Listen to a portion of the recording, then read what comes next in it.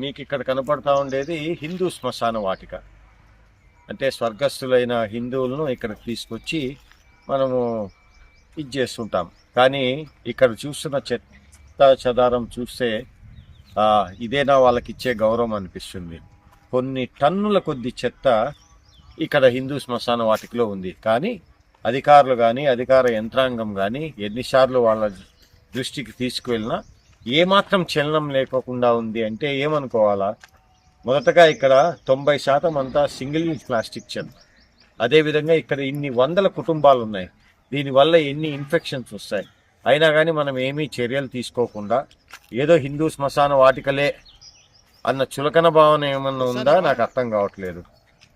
ఏ మతానికి సంబంధించిన శ్మశాన వాటికైనా నీట్గా పెట్టాల్సిన కనీస బాధ్యత మన మీద ఉంది. కానీ ఈ హిందూ శ్మశాన వాటికని ఇంత దరిద్రంగా మనం పెట్టినామంటే నిజంగా సిగ్గుచేటు. ఇప్పటికైనా యంత్రాంగం మేలుకోవాలా, లేకపోతే ఇది శ్మశాన వాటిక కన్నా డంప్ యార్డ్గా ఎక్కువగా కనపడతా ఉంది ఇక్కడ.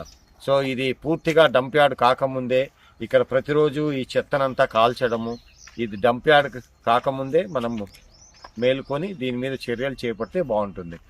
సరే, యంత్రాంగం మేల్కోవడం లేదు, మేల్కోకపోతే ఏం చేస్తాం, మేల్కోకపోతే ప్రజలే వచ్చి దీన్ని క్లీన్ చేయాల్సి ఉంటుంది. అప్పుడు సిగ్గుతో మీరు మొహం కూడా చూపించేదానికి ఉండదు.